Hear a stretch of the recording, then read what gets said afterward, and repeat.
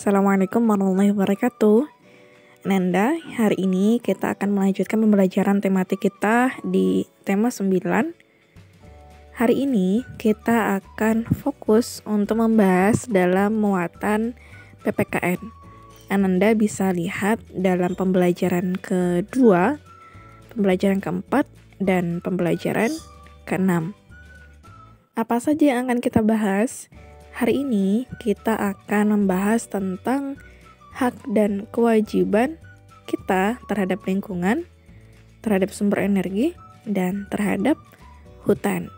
Nah, Anda perhatikan dengan baik dan disiapkan buku-bukunya. Kita awali dengan hak dan kewajiban kita terhadap lingkungan. Siapa yang suka ketika lingkungan di rumahnya aman, nyaman, udaranya segar? Pasti semuanya suka. Nah, untuk mendapatkan itu, kita perlu menyeimbangkan antara hak dan kewajiban kita. Kira-kira apa saja hak dan kewajiban kita? Ingat, apa itu hak? Hak itu adalah sesuatu yang layak kita dapatkan. Jadi, apa yang kita dapatkan itu namanya hak. Kalau kewajiban, berarti sesuatu yang harus kita kerjakan atau kita lakukan. Misalnya, nelayan memiliki hak untuk mendapatkan ikan. Dan kewajibannya tidak merusak terumbu karang. Agar apa? Agar ikannya selalu ada dan tidak rusak atau tidak punah. Nah, hak terhadap lingkungan merupakan hal-hal yang harus kita peroleh dari lingkungan. Misalnya, mendapatkan akses terhadap air bersih, memanfaatkan hasil pertanian dan perkebunan. Untuk apa? Untuk dikonsumsi, dimakan. Menggunakan sumber daya alam sebagai penghasil energi di rumah. Terbebas dari polusi dan pencemaran lingkungan. Serta menikmati lingkungan yang bersih, indah, dan asri. Semuanya bisa kita rasakan, kita dapatkan. Dan boleh kita rasakan, kita dapatkan karena itu adalah hak-hak kita. Tetapi tidak mudah, kita juga harus menjalankan kewajiban kita agar hak kita terpenuhi. Kewajibannya apa saja? Kewajibannya yang pertama misalnya membuang sampah pada tempatnya. Yang kemudian menerapkan perilaku hemat energi agar energi kita tidak cepat habis. Kemudian ketika di rumah kita bisa mengelola dengan baik limbah rumah tangga kita. Ya, misalnya ibunya selesai masak, ada sampah-sampahnya bisa kita pilah-pilah. Kemudian menjaga kelestarian air, tanah, hewan dan tumbuhan. Serta mengurangi penggunaan kendaraan bermotor. Karena asap yang kotor juga berpengaruh terhadap lingkungan kita. Kalau misalnya kita tidak melaksanakan kewajiban kita, apa yang akan kita dapatkan? Nah, ini adalah hal yang bisa jadi kita akan dapatkan akibat yang kita rasakan nantinya. Misalnya, lingkungan menjadi tandus dan tidak segar. Panas, gersang, ya, karena nggak ada pohon. Kemudian yang kedua, terjadi kelangkaan sumber daya alam. Kenapa? Karena tadi kita nggak mau hemat, kita boros dengan energi. Sehingga terjadilah kelangkaan. Kemudian udara tercemar karena adanya polusi. Kemudian kita juga kesulitan beraktivitas karena kelangkaan energi tadi. Dan yang lebih parah lagi adalah timbulnya penyakit akibat polusi dan pencemaran di lingkungan kita. Nah, ini perlu kita hati-hati bahwa semuanya pasti akan memiliki dampak.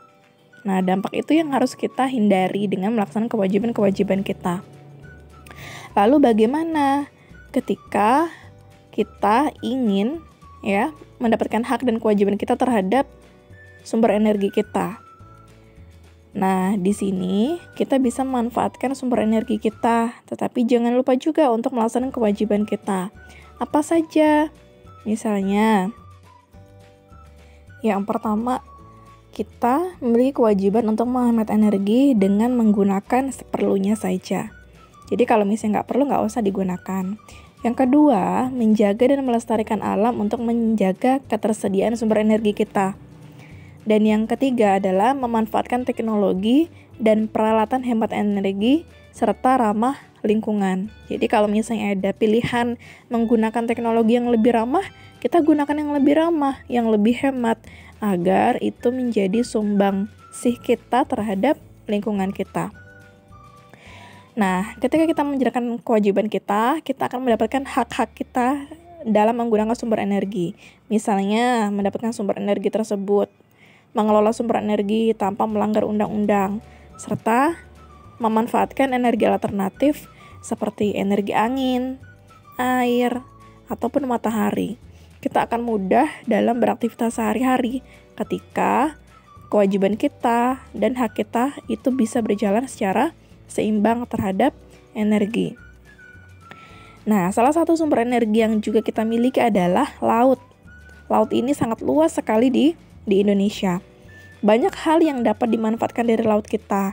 Misalnya dengan dari laut kita bisa membangkitkan listrik. Ya, kita pernah belajar kemarin tentang pembangkit listrik tenaga air. Kemudian sumber garam, sumber makanan, ya, ada ikan, cumi-cumi dan lain-lain sebagainya. Dan semua warga Indonesia itu berhak untuk menikmati energi laut tersebut. Tapi jangan lupa untuk menjaga. Caranya bagaimana?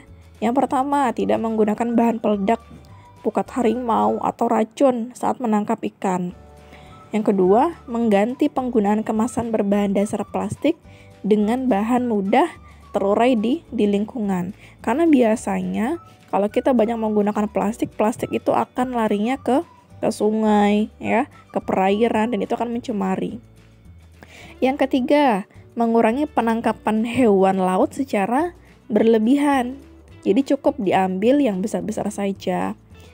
Ikut serta dalam merawat kebersihan laut dan pantai, serta menanam tanaman bakau di sekitar pantai.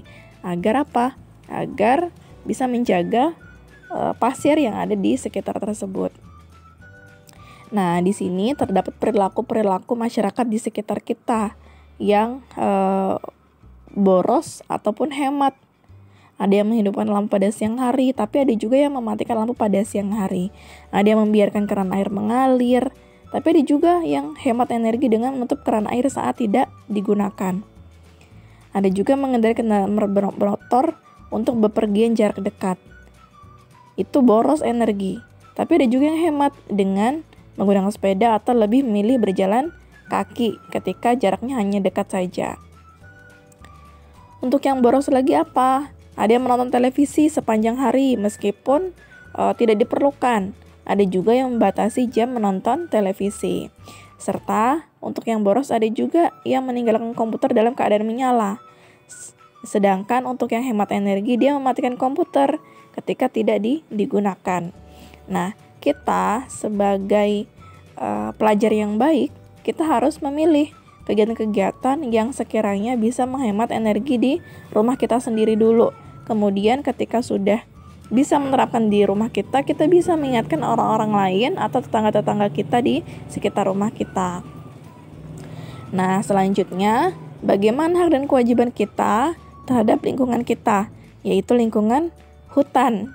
Nah, yang pertama lingkungan hutan. Hak kita pasti akan mendapatkan udara yang segar, menikmati keindahan hutan, memanfaatkan kayu pohon sesuai dengan aturan, dan memanfaatkan tumbuhan sebagai bahan makanan dan obat-obatan.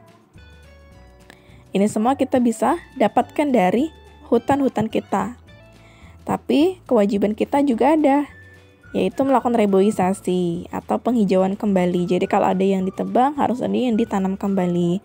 Tidak menobong pohon secara berlebihan, ya, cukup diambil yang diperlukan saja, dan tidak membuka lahan secara sembarangan. Selanjutnya, hak kita terhadap lingkungan sungai.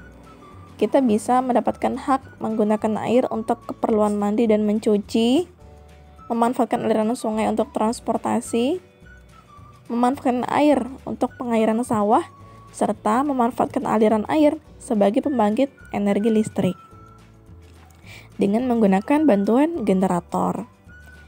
Tapi juga ada kewajibannya lagi. Kewajibannya tidak membuang limbah ke sungai, menanam tumbuhan di sepanjang sungai, tidak mendirikan bangunan di sepanjang tepi sungai, serta tidak membuang sampah ke sungai.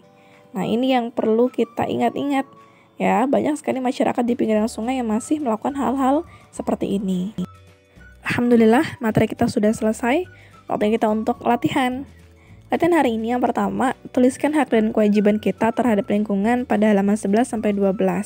Yang kedua, bacalah teks hak dan kewajiban pada halaman 24, lalu kerjakan tabel perilaku orang-orang di sekitar Ananda tentang energi pada halaman 25. Dan yang terakhir, kerjakan pelaksanakan hak dan kewajiban terhadap lingkungan alam, hutan, sungai, hewan, dan pohon pada halaman 44 sampai 46. Semangat mengerjakan. Pagiku cerahku, matahari bersinar, ku gendong tas merahku di pundak. Selamat pagi semua, ku nantikan dirimu di depan kelasmu, menantikan kami. Guruku tersayang, guru tercinta, tanpamu apa jadinya aku? Tak bisa baca tulis, mengerti